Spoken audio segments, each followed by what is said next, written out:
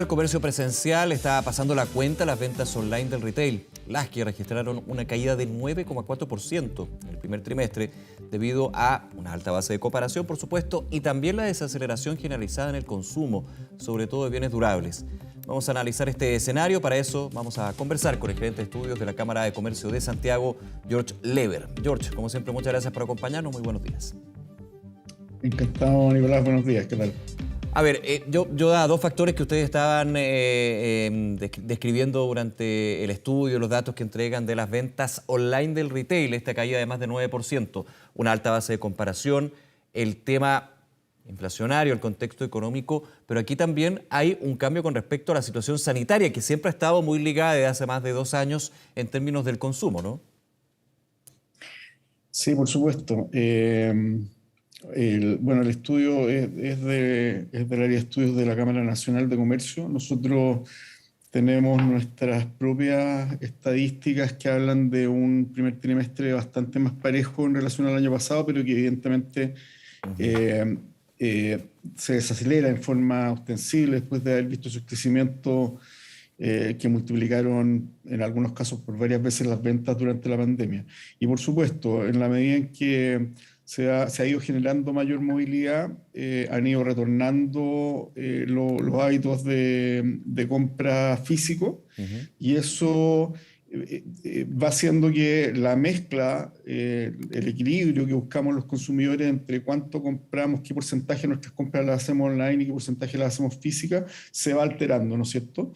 Y si eso lo unimos con estas altas bases de comparación y con el hecho de que también a medida que se abre la economía vamos volviendo a servicios presenciales, que en realidad fueron los grandes perjudicados probablemente de todo el proceso de la pandemia, eh, mi presupuesto va derivando no solamente a la compra de bienes, ya sean online o físicos, sino que empiezo, por ejemplo, a hacer actividades de recreación, las mismas actividades turísticas que tuvimos durante el primer trimestre, los espectáculos, en Ujú. fin, todo lo que hemos visto que como consumidores vamos volviendo a adoptar como hábito y Claro. que va recuperando una parte de nuestro gasto total que había perdido durante gran parte de los últimos 2 años. Eso es bien interesante, George, porque claro, estos datos de la Cámara Nacional de Comercio y también la proyección que tienen ustedes y el contexto de ventas presenciales, ventas digitales, uno pensaría si con respecto a la situación sanitaria, de apertura, deberían aumentar, uno pensaría, habrían aumentado las ventas presenciales y de alguna manera se empieza a redirigir desde las ventas digitales. Aquí más bien hay un repensar el presupuesto y el gasto de las personas justamente por otras actividades como por ejemplo el ocio, la diversión, la entretención, las experiencias. Ese es un punto también importante.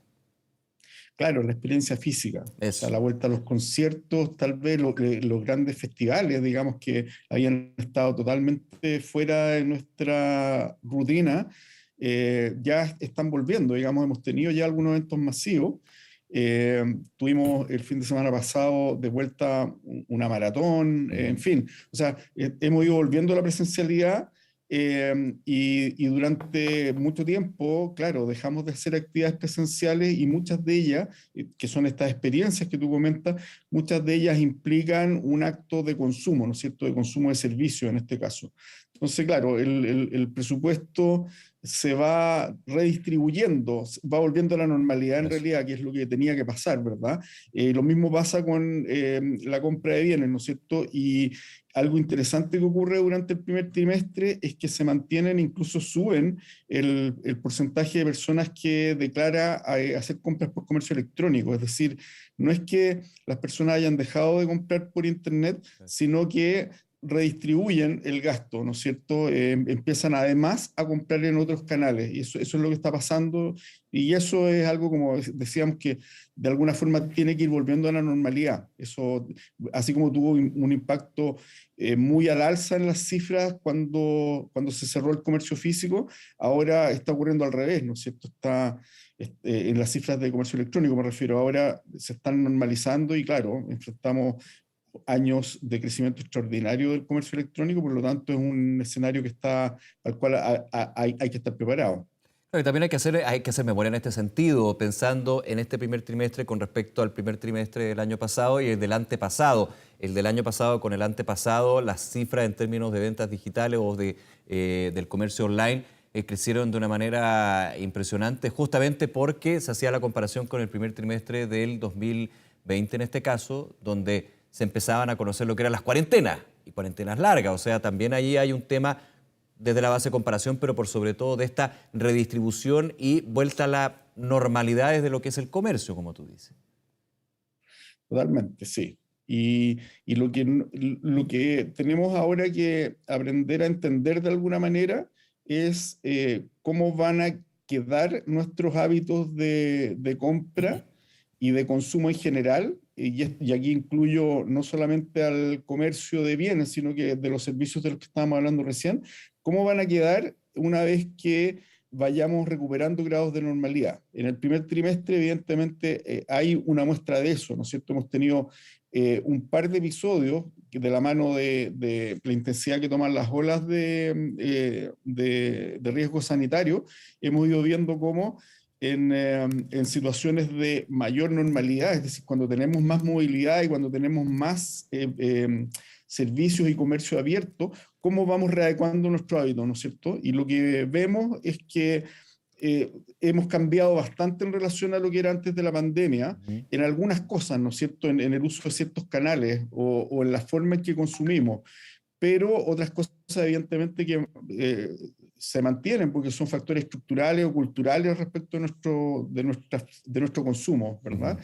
Y lo más interesante, claro, es que hoy día, que nos pasa en todo ámbito, ¿eh? Como nos pasa en este momento a través del canal que estamos ocupando para esta conversación, hoy día somos mucho más digitales que Claro. antes.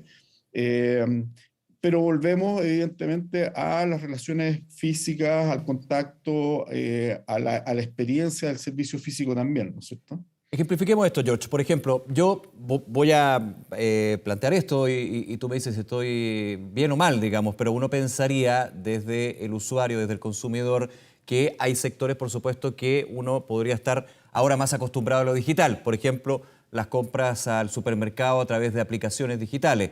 Pero sí hay sectores donde, cuando en cuarentena tú comprabas ropa, por ejemplo, las personas vuelven a lo presencial por justamente tener presente lo que es el producto que quieren comprar. Es así, hay sectores y sectores donde se dio una mayor confianza a las plataformas digitales y otras donde igualmente se podría usar, pero se prefiere lo presencial. Claro, o sea, fuimos a full digital durante un largo Claro. tiempo. Entonces llevamos al extremo de lo posible lo que podíamos hacer a través de digital, ¿no es cierto? Y luego cuando vamos a un escenario de mayor normalidad, cuando podemos elegir con mayor libertad los canales a través de los que hacemos cosas, hay algunos segmentos donde descubrimos que era mucho más eficiente hacerlo por digital y donde no le vemos valor agregado a la experiencia física. ¿Ah? Es lo que nos pasó hace muchos años, por ejemplo, con las transacciones bancarias, por decir algo, ¿no?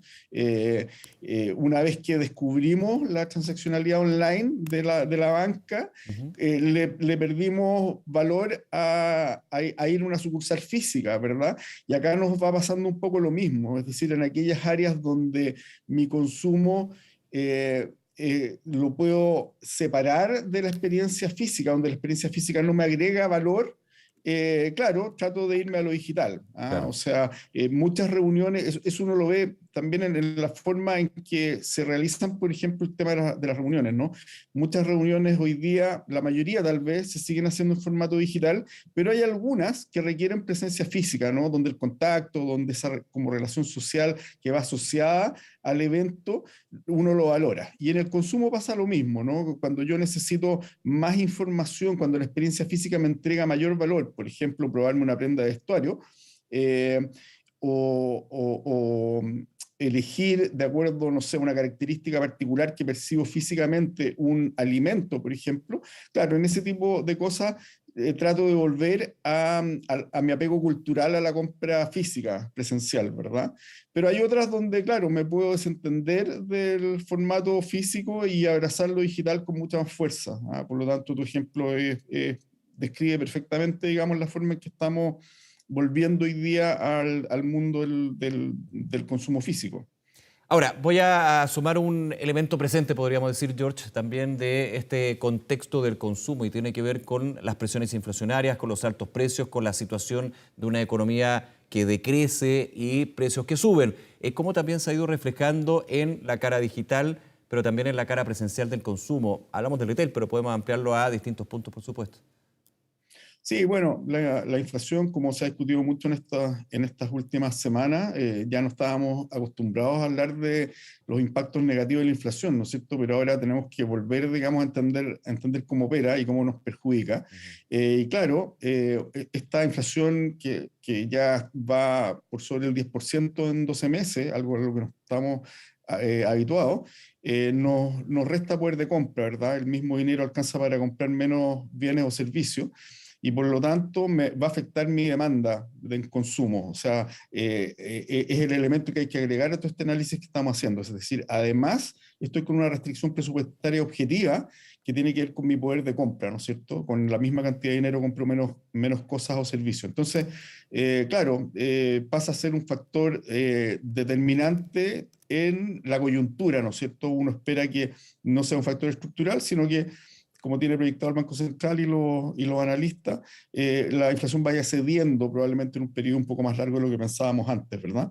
Pero en la práctica afecta mis decisiones de consumo. Y lo que hemos visto que es interesante es que nosotros venimos haciendo desde el año pasado, desde hace 12 meses, venimos haciendo y más, incluso hace 2 años, venimos haciendo un seguimiento a los precios en Internet, muy similar con la misma metodología que aplica el INE, pero en este caso con herramientas de inteligencia artificial que capturan precios minuto a minuto, digamos, de lo que ocurre en el online.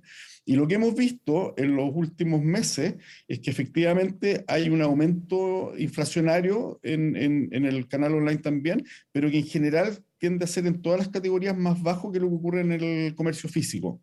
Hay que analizar más en profundidad cuáles son las causas o los factores que están detrás de eso, pero en todas las categorías uno ve consistentemente y en todos los periodos que los precios aumentan menos en el mundo online que en el mundo físico para los mismos categorías de productos. Y eso es interesante porque una vez que el consumidor empieza a capturar bien esa información, a entenderla, se empieza a comportar, probablemente ahí va a haber un factor que va a favorecer, sobre todo en tiempos de inflación, la compra física de algunos productos. Eso, bueno, lo hemos visto mucho también en los eventos cyber, donde los descuentos son bastante más agresivos de lo que uno está acostumbrado a ver, ¿no es cierto?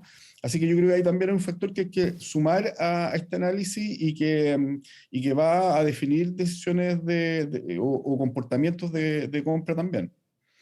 George Leber, gerente de estudios de la Cámara de Comercio de Santiago. George, nuevamente, muchísimas gracias por acompañarnos esta mañana. Que esté muy bien. Encantado, Nicolás. Buen día. Buenos días, nos vemos.